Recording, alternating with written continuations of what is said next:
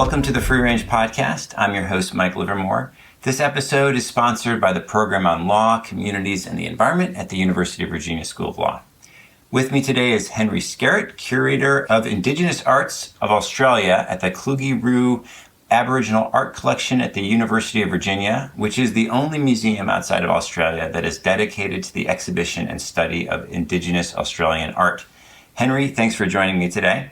Oh, it's a pleasure. So I thought we might start by kind of introducing the Kluge-Rhue and the work that's there. Maybe just to get us started, what are we referring to when we talk about Indigenous Australian art, and how did Charlottesville, Virginia end up with this collection? That's a great question. So the Kluge-Rhue Aboriginal Art Collection is one of the two museums at the University of Virginia. And it's the only museum outside of Australia that's dedicated to Aboriginal Australian art. So we have about, a little bit over 3,000 works, and they cover everything from, stone tools to video art. There's prints, there's photography, there's a lot of paintings. So it's a very big collection. And a lot of people ask, why do we have this here? And there's really two answers to that question.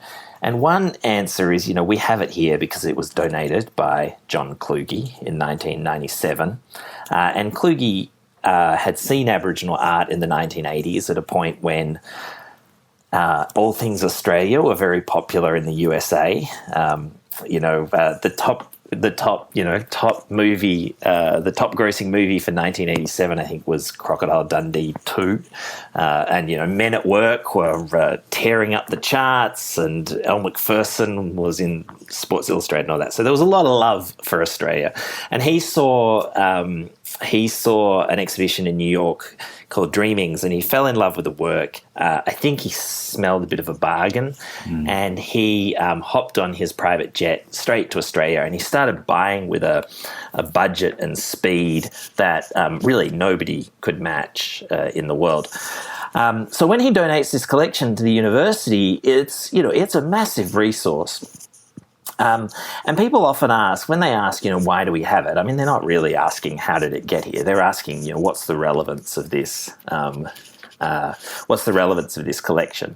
There's a lot of answers to that question too. Aboriginal Australian art really is the longest continuous artistic tradition in the world. Aboriginal Australians have inhabited the island continent of Australia for somewhere around 50 to 60,000 years. And they developed a range of very complicated and sophisticated artistic practices over that time. And then in the 20th century, they began to use those practices for political representation. They began to use those practices to assert themselves in the mainstream domains of law, of politics, of environmentalism in Australia. And so, in one way, it's a very specific, very ancient, very traditional artistic movement. But on the other hand, it's also really a very contemporary one. It's a movement that engages very deeply in the key issues of our time. And it's an art movement that really touches on a lot of the same issues that are so pressing to contemporary artists here in America, or in Europe, in Africa, Asia, all around the world. Those questions of how do we engage with cultural difference? How do we think about modernity and tradition? How do we represent ourselves as different within larger nation states? All of these kinds of questions are the same questions that we see being tackled by artists everywhere. And yet in Australia, we have them being tackled by these artists who are drawing on this extraordinary and beautiful long tradition. That's really fascinating. And so, thinking of that connection between art and politics in this particular kind of context of Australia, maybe in the 80s and 90s, are there kind of particular moments or particular movements that that will kind of stand out or were transformative or nicely illustrate the way that artists and activists and political actors were kind of interacting in a productive or interesting way? Absolutely. So I think right from the very beginning that Aboriginal art had a highly political dimension. I think that as early as the 19th century, artists were creating works that were designed to show these new colonial invaders who they were, where they were from, to assert their ownership of places and their continued presence in these burgeoning cities. But it does really hit its head. It does really reach a head in the 20th century, and at the moment we're working with a group of artists from a community called Yirrkala in the northern tip of Australia, and for the last 7 years we've been working with them to curate an exhibition that tells the full story of their art. And I think that they've been one of the groups that's been most explicit and most successful in some ways at asserting their works into this political discourse. Most famously, in 1962, the federal government of Australia granted permission for a Swiss company to create the largest ever bauxite mine and refinery on their land on the Gove Peninsula in northern Australia. And they did this without any consultation with the Indigenous people, and just excised the land from the Aboriginal reserve without notice. And so the Yolngu people banded together and they produced 2 petitions on bark. And so they cut the bark from the eucalyptus tree and painted it with the traditional designs, and on it pasted 2 typed petitions, which were written in both English and Yungamata, their language. And they were that was the first time, with the tabling of those petitions into Australian Parliament, that the assertion of Aboriginal land rights had been taken into the mainstream political domain of the Commonwealth of Australia. So at the same time as this, the Yolngu people from Yirrkala took on the mining company, Nabalco, and they took them to the High Court of Australia in a case that would become known as Milirrpum versus Nabalco. And that was the first time that Indigenous Australian land rights had been tried in the legal system in Australia. And that case was ultimately unsuccessful. But what was really interesting in the judgment, the judge, Justice Blackwell, said, that he recognised that Indigenous people have this strong and deep connection to their land, but that within the legal structures available to him, he could not rule in their favour. And that set off a chain of events leading eventually to the ratification of the Northern Territory Land Rights Act in 1974, which did begin to return land to Indigenous Australians. So, in a sense, those Yolngu were able to take their art and use their art inserted into a political system that, created a lot of setbacks, a lot of roadblocks, but in the end won them their land back.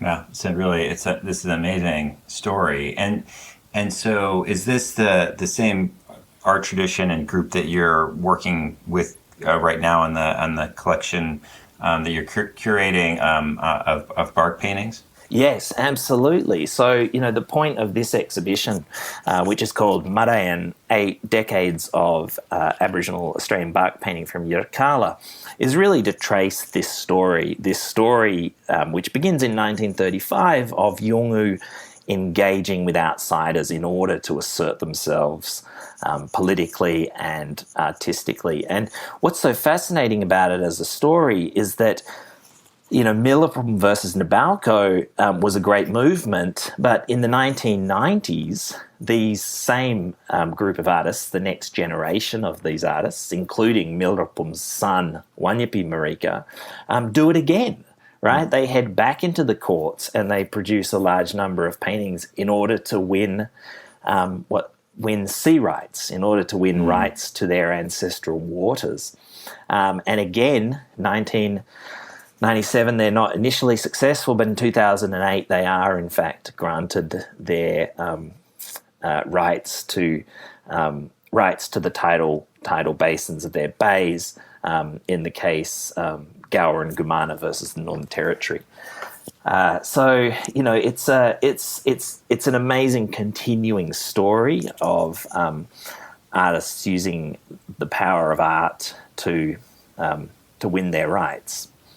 Yeah. Now, maybe we could actually even talk through some of these pieces. It's a little, it's an interesting challenge to do this in the podcast format because obviously we're voice only. But we do live in a technological age, so we can. I'll put some links in the description, and maybe we can, listeners who are interested can kind of follow us along, just to kind of get a sense of, your read and the way that you interact with some of these pieces in their history. Yeah, that sounds great. So why don't we start with this painting, which is called Jamba Poingu Mana, or the Shark of the Jamba Poingu clan, by the artist Wilson Manjari Gunumbar. Mm-hmm. All right. So what do you see in this? What do you see in this painting, Mike? Great. Okay. Start with me. All right. Well, so I love all this work, and part of the what's so interesting about this is a tactile element that's hard to get online. And so I'm sure when you're in person, this is a three-dimensional object. There's shape to it. There's a kind of you're not going to be touching it, but I assume it's going to have some heft to it. And then, one of the things that I think is wonderful here, you have these repeating kind of geometric patterns with this abstract representation of a kind of but it is a representation of a shark. And then, are the geometric patterns representing waves? It's like there's a lot of kind of motion happening there. Up at the top, almost have to zoom in here to see, it looks like the bottom half of a human figure kind of embedded in, I want to say like an orca or something like that, but, there's kind of this arrowhead looking figure at the top that, again, incorporates some of the same geometric patterns and colors that are happening outside. So anyway, that's just a couple of quick impressions that I have. I love it. That's an A+ in visual analysis there. So look, I think that description is pretty great. So we've got a painting here, and it's divided into two halves. And in the bottom half, you can see this shark, right? And that's pretty clear. That's it's a pretty clear figurative depiction of a shark. And if you look closely, you can see that the shark has been speared in his head with 4 spears. And so, that's what we can see here. And if we, you can read the whole story of this painting, which we've got online from Manjari. But put simply, this shark is swimming around, minding his own business, and he gets speared by an ancestral figure by the name of Muriana. And because this shark is a powerful ancestral shark, it's not just any old shark. It doesn't turn around and swim out to sea. It burrows into the land, and it creates the river system of the Yirrkala River. Right, in its death throes, it flips backwards and forwards, creating this river. And while this is happening, and the shark's body is disintegrating, right, its fins go off and form, rocks in the bay, and its skin flails up and it forms the casuarina trees along the banks of the river.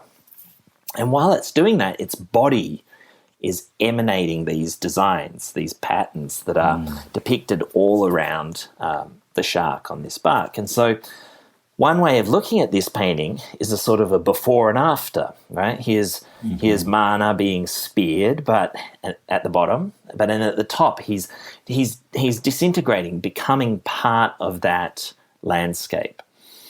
Now, if you asked Manjari, he would tell you that if you went to this spot, Yirrkala, and you looked at the ways in which the sun sparkled on the waters or the ways in which the wind shuffled through the trees, those would be the evidence of Mana's presence in that place. And so it makes you realize that these patterns are very, very powerful because they were laid down in the earth the very moment that the earth was created by this ancestral being, right? They're not just made up designs, but they're the designs that manifest the ancestral power of Mana. And so in ceremony, these designs would be painted on the chests of young boys. And those boys would be wearing those designs not to disguise them, but rather to reveal their inner essence as an ancestor of Mana. It's a very powerful idea. Yeah, that's really wonderful. One question that comes to mind is maybe it's somewhat more general, but the relationship between these traditional stories and a work like this that you're describing, which was produced in 1996, so it's a relatively contemporary work of art.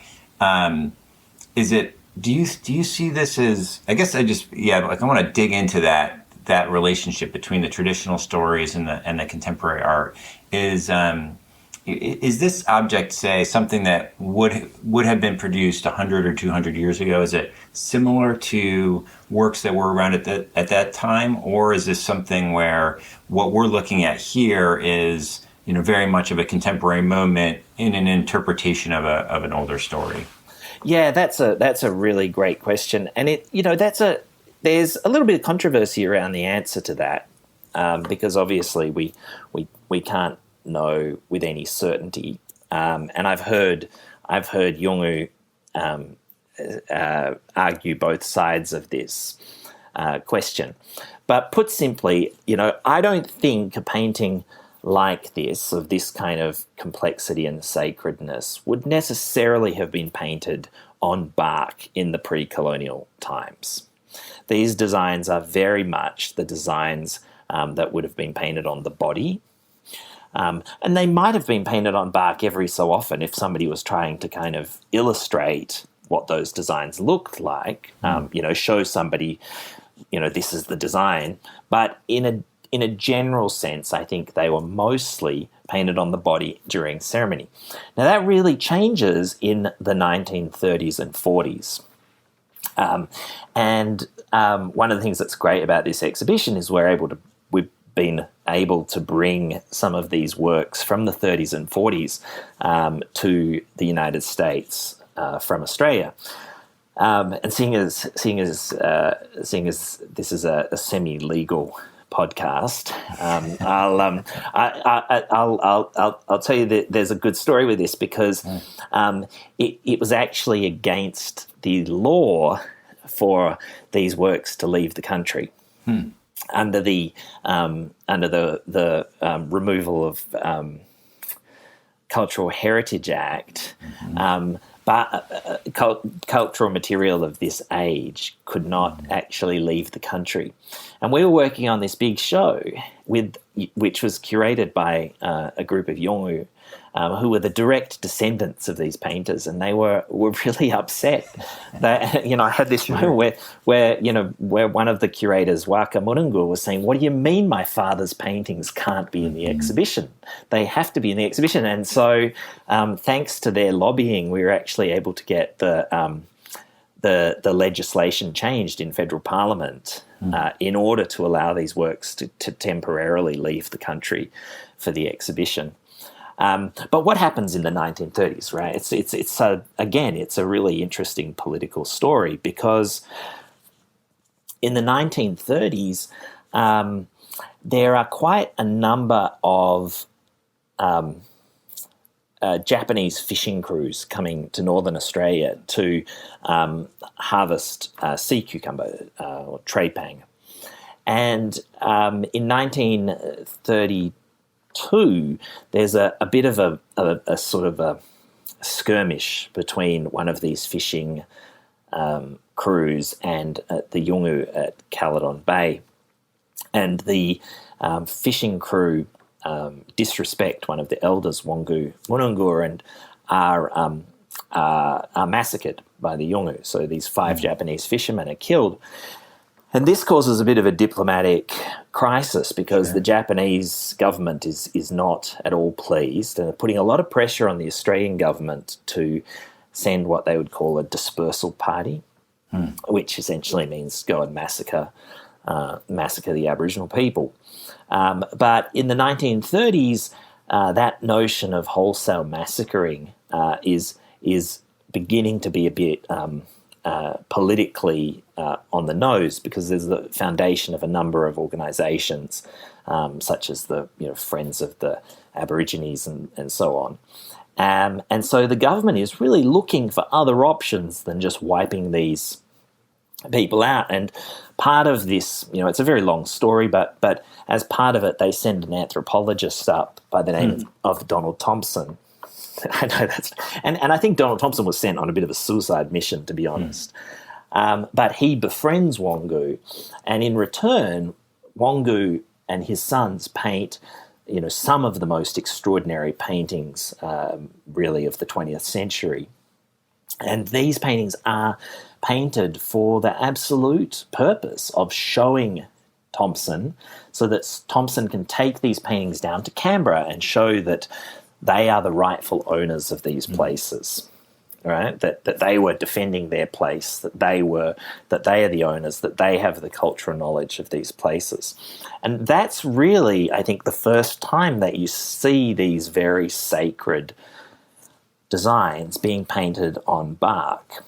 And some of them, some of the ones that we have in this exhibition are, you will see, they're very literal facsimiles of what's painted on the body, to the extent that on the bark you will see, sort of sections that are meant to be painted on the thighs and shoulders of the initiates in the ceremony. Wow, it's a fascinating, really interesting, incredible story, and the interaction between the kind of the claim to property rights, and then the relationship of the stories and the art to the landscape and to the stories. It's just such a fascinating nexus. So one question that comes to mind, this is just kind of a point of fact kind of question, is how widely shared are these stories that we're talking about here? For example, for this image that we're looking at, this is the shark, with the particular river system that is presumably very geographically located.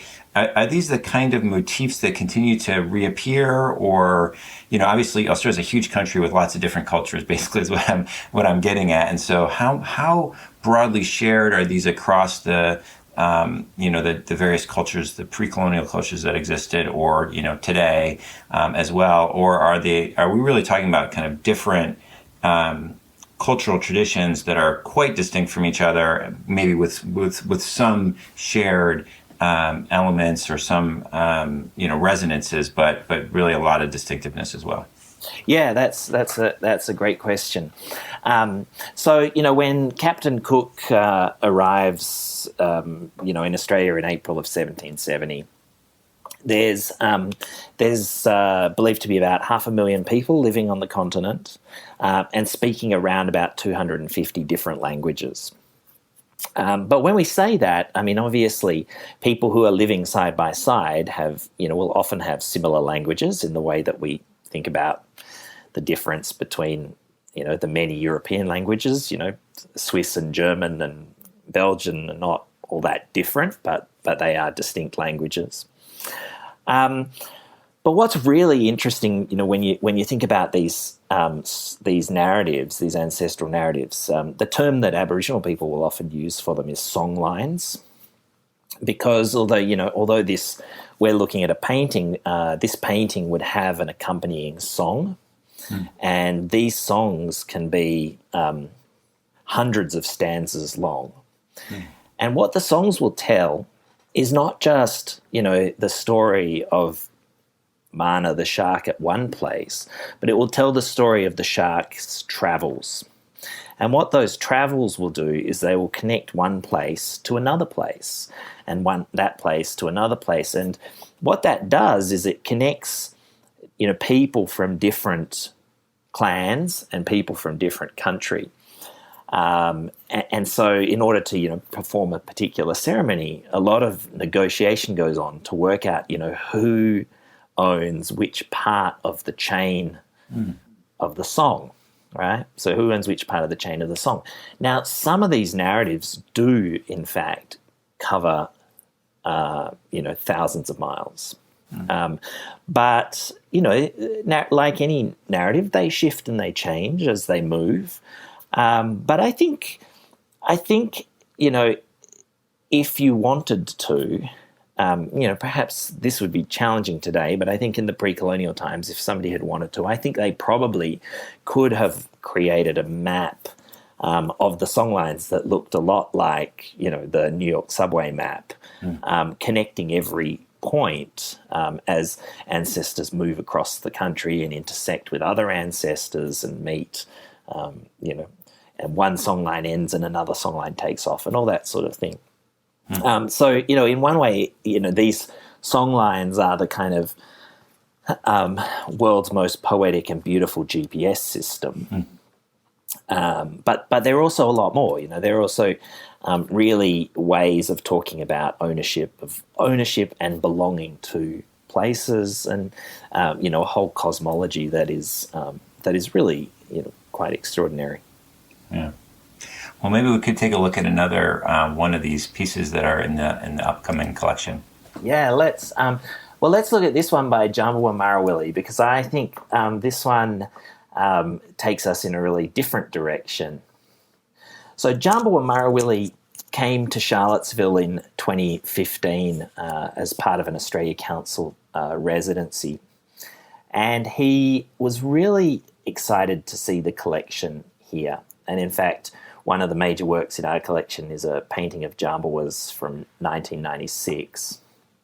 And Djambawa looked through the whole collection and he said to us, this is really good, but what I want is an exhibition that tells the whole story of Yolngu bark painting from 1935 to the present. And he wanted it to tour all around the United States. And he set us this challenge, to which we, when Djambawa Marawili tells you to do something, you kind of have to, you don't really have a choice. But so we've been on this journey with Djambawa. And a really important part of the journey for Djambawa was that it engaged the artists working today. In part because he really, he's really made it an important mission of his to make sure that young artists are painting, that they're painting properly, that they're, placing significance on these designs and ancestral narratives. Anyway, so he suggested that we commission works from all the new artists. So we've been undertaking a commission. We undertook a commission and we commissioned 33 works from 27 artists who are the leading artists working at Yirrkala today. And all along the way, we were saying to Djambawa, well, Djambawa, you've got to create a work for this. And he kept saying, yes. So we got 32 commissions in. And we're like, Djambawa, what's happening? Where's your painting? And we got this great call, and Djambawa was at the art centre, and it was from the manager of the art centre, Will Studs, and he said, look, I'm about to show you this painting. And I said, well, is it any good? And he said, it's quite bespoke. And he said, and I think if you don't like it, the whole project is probably off. But he unveiled this painting, and it's really quite extraordinary. So tell me what you see in this one. Right. Okay, great. So this is and this the title of this is Journey to America, right? Yeah, that's right. And so at the top is, that this might be the Statue of Liberty, and maybe, again, you're not in person, right? And so I suspect when you're really close to, what are the dimensions of this, by the way? Well, this is huge. I mean, this is 106 inches tall. Great. So it's really big. So the stuff that on the screen looks kind of smallish is going to be good size. So I'm almost imagining if that's Monticello or not. That might be my location in Charlottesville, having something to do with that. But then just to kind of expand back, there's, again, the kind of repeating geometric patterns, different colors here. We've got these kind of reds and oranges and kind of, almost like a deserty kind of color palette. And then figuratively, again, there's at the top, there's the what maybe is the Statue of Liberty there. On the bottom, it looks like almost like an insignia, like a house insignia. Maybe that's a kangaroo on the left. Again, this is, I'm guessing a little bit. No, you're doing great. And then what's really dominates the image or the painting is, kind of this oblong, lined. I'm not sure if that's an object, if that's representing a landscape, or it's representing like a plant that's coming up from a landscape. But those are the kind of the two things that come to mind. Is either it's like an island that's surrounded by, again, maybe waves, maybe like a desert landscape, or it's like a plant that's coming up out of the landscape. So anyway, those are a couple of quick impressions that I have. I love it. I mean, that's a brilliant analysis. No desert. Remember, these are seafaring. These are seaside people. But so, I mean, this painting, Journey to America, or America Lilimachi, as it's said in Yongomata, it's fascinating. You're right. At the top of it is the Statue of Liberty. At the base, which is really hard to see, in the center of the base is a crocodile man. Right, crocodile man Bäru, the crocodile man. So Bäru was a man, and he was sitting at the beach at a place called Yirrkala, and he has a fight with his wife, and he goes to bed very angry, and his wife's very angry, and she goes and sets fire to his hut, and Bäru comes running out on fire, and he dives into the waters at Yirrkala. And a number of things happen. And the first thing that happens is he's transformed into a crocodile. He gets scarred with all these diamond patterns that you can see down the middle of the painting. But as he stands up, he's transformed into the crocodile, and he stands up with his fire sticks, and he brings this ancestral fire, this powerful flame into the world, and he puts it into the waters at Yirrkala, where it flows on to all these other clans. And so what's really interesting in this painting is at the base, you've got Bäru doing that in the center. To the left, he's put the crest of Australia, the Australian crest, the kangaroo and emu holding a shield. But these flames are firing up the bark, right? And they're crossing all these waters. These designs on the sides are the rolling deep waters of the ocean currents. But this fire is charging its way across, and at the top, it's meeting the Statue of Liberty. And there's a great mirroring here, because if you look at the base, Bäru is holding up his two torches, just like the Statue of Liberty is holding up her torch.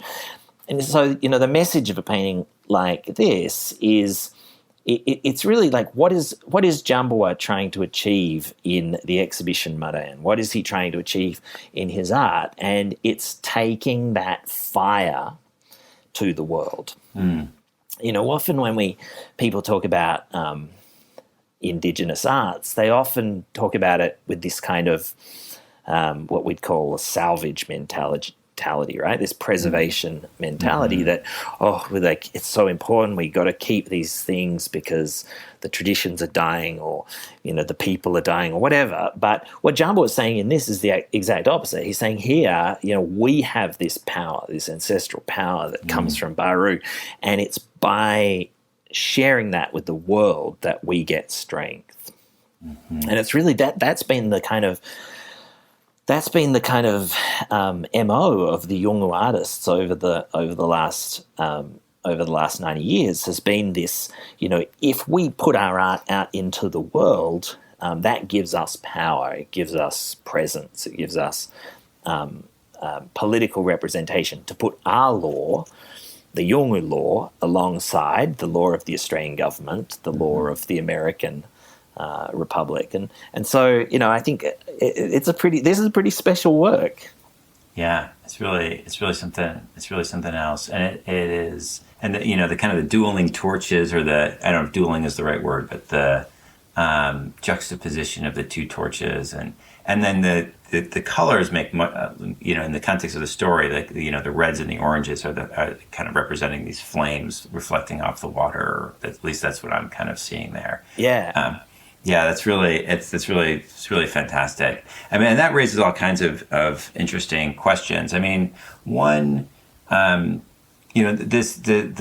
interaction of this communities, or these communities' arts, and kind of the global art conversation, or the global political conversation, and kind of I think it'd be interesting to just return to the theme you were just mentioning of maybe the relationship between kind of political representation versus something like appropriation, which I think is another idea that's out there that people worry about. If you're just returning back to the the kind of the Cultural Objects Act, or what the law that you were referring to that was intended to keep certain works in the country that were deemed to be culturally important. I mean, obviously there's a long history of kind of pulling of colonial pulling art out of countries, expropriating important historical or cultural objects, expropriating or appropriating even artistic motifs, and throwing them on IKEA. Or I don't want to say IKEA. That sounds accusatory. I have no idea whether IKEA's ever done that. No. But actually, it's funny you say that, right? Because one of the artists in this exhibition, Yangarini Wunung was the first Australian artist to have his copyright granted in a legal case, because it was one of his designs was appropriated for a carpet. So I mean, look, that's a problem, and a problem that Indigenous artists are still grappling with in Australia. I think in Australia, one of the successes has been really that with communities putting their taking the front foot on that. So right now, whilst a place like Yirrkala, the artists are working on bark with natural pigments, in other communities there are big drives to produce licensed materials, silk screened works, that sort of thing. So taking the front foot on that, but it's still a major problem. But I'll tackle that from a slightly different angle, because it reminds me of something that Jambo said while he was here. And he was talking to my students in the art history department, and he was looking at a painting very similar to this, and he said, look at those diamonds, and he says, see, in those diamonds you can see Bäru, the crocodile, and you can see the flames, and you can see the waters crashing over. And he stopped, and in this kind of big, barrel-chested laugh, he was like, he's like, that's just the kid's story, right? And he said, underneath that are layers and layers and layers of meaning that only I get to know as an initiated Milirrpum man, right? And so, one of the things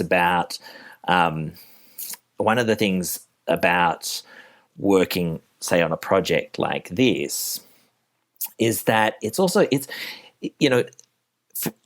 these designs will have what they call kind of like a surface story, like the surface of the water, but underneath that are layers that are not meant to be shared, that are not meant to be put out into the public domain. And so part of a project like this is really about building trust to, to make sure that everybody feels comfortable with what is being put out, because that knowledge is often considered to be very sacred, very dangerous, very, valuable. So there's appropriation, but there's also questions about giving people the power and the authority and the ability to control which parts of the narrative are shared. Yeah, because it always struck me that there's a interesting, difficult, and important tension between that kind of respect that you're talking about, and also, engaging. Right, that's a sign of respect, is to kind of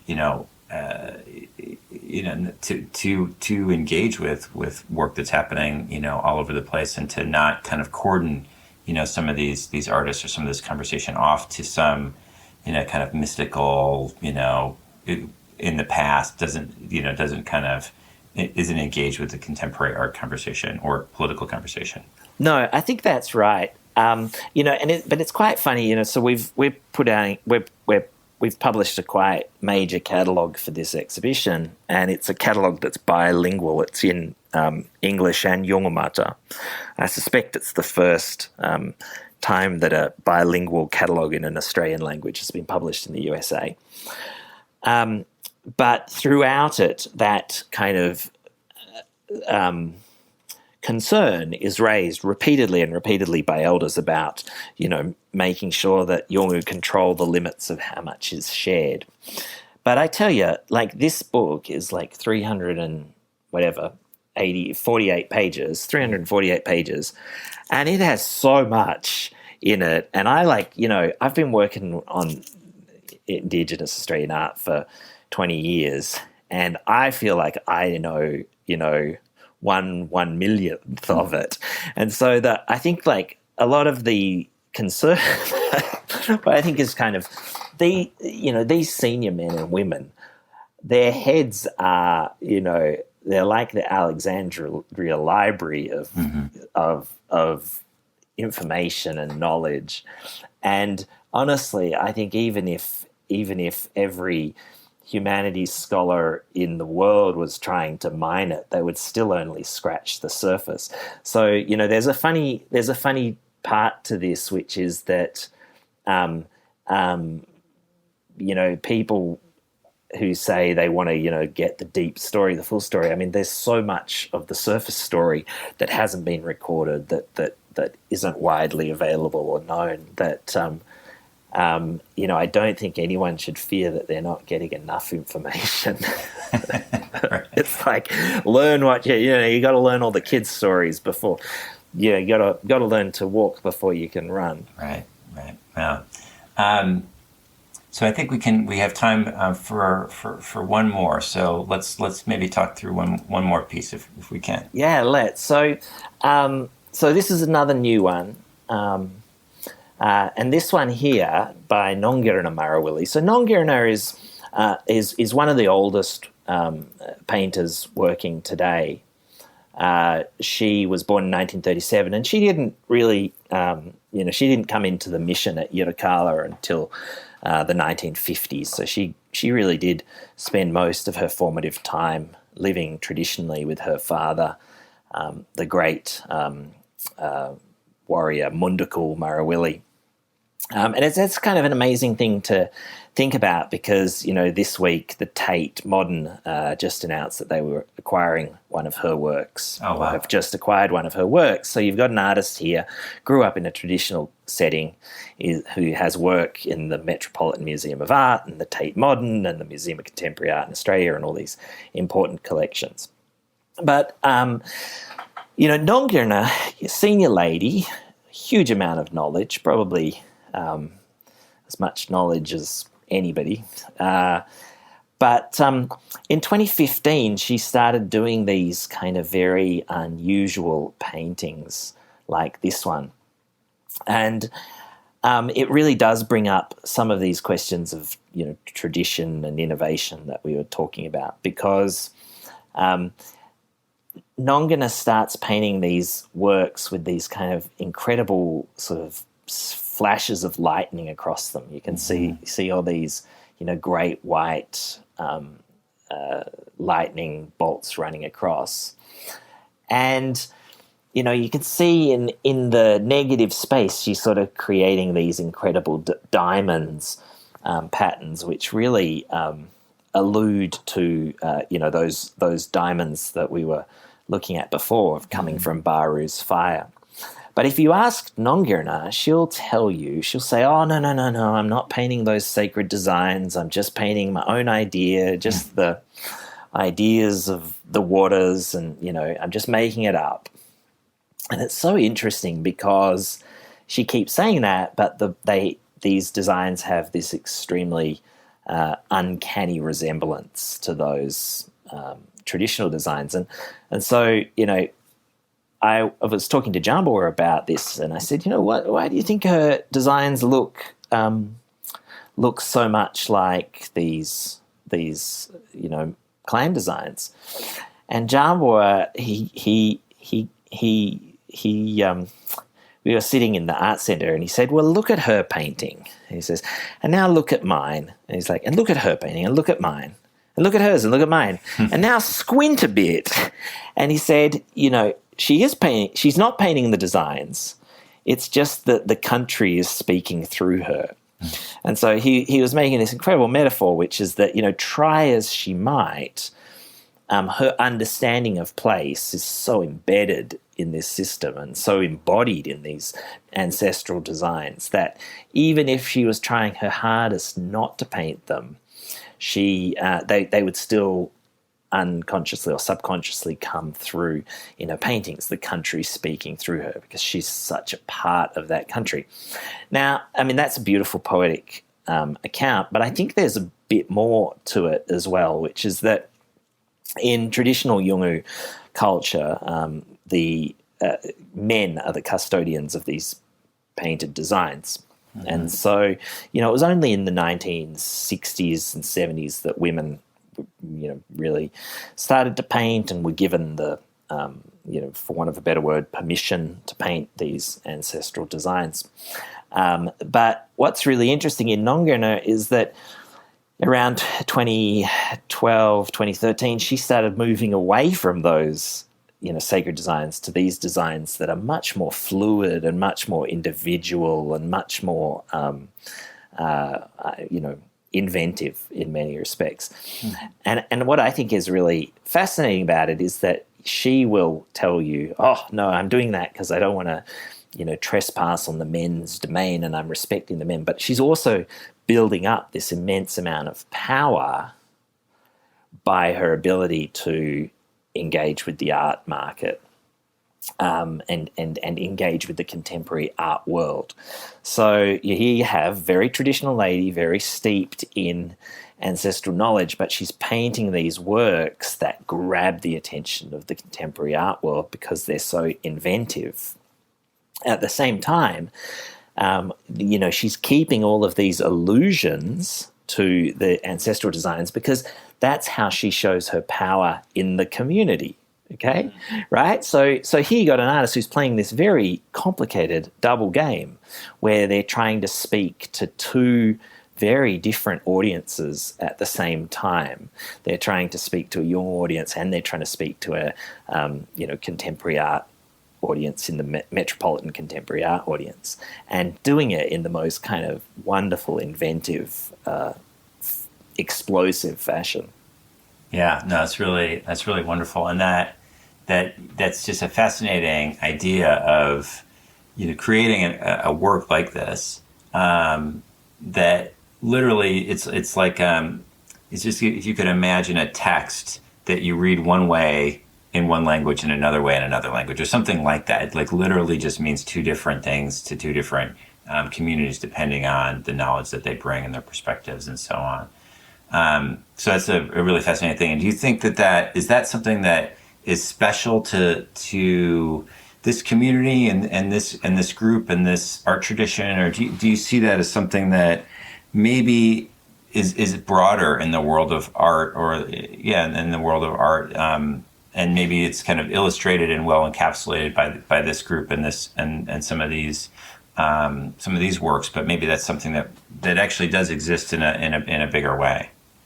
I think it's the driving force of a lot of the best Aboriginal Australian art. But I would also say it's the driving force of all of the best contemporary art being produced in the world today. Because I think that for artists to engage with the world today, they've got to be engaging with, a globally connected world, right? There are no people who live in a vacuum anymore.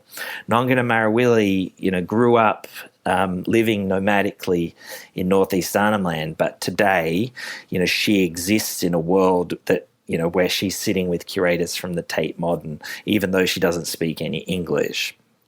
Right? We are all connected. And so the challenge of great art today is to express both the particularity, right, who we are, where we're coming from, but also how we're connected, right? So every great artwork has to be doing this double thing at the moment of speaking both to its place and to the world. And I think that's what makes Aboriginal artists so compelling, is that Aboriginal artists are not sacrificing any of their own unique identity, but they're producing these works that so seamlessly cross cultural and geographic boundaries that insert their identities into this larger dialogues of art and politics and environmentalism without giving up any of the power of where they're coming from. We see that in Jambua's work. We saw that in Mandurri's work. It's very present in Nongirana's work. But that's the same as you would say for artists like Ella Natsui or artists like Ai Weiwei. These are artists who are coming from very particular places, expressing very particular cultural traditions, but doing it in a way that also is able to speak globally to the important issues of our day. Yeah, it seems like this is not just an issue in art, or the world of art is kind of reflecting and incorporating just the kind of, as you were kind of noting, just the reality of modern existence, and really the challenge is like a deep challenge that we face. I mean, when I think of environmental issues, we have, interconnection is the hallmark of contemporary environmental issues, like climate change, but others as well.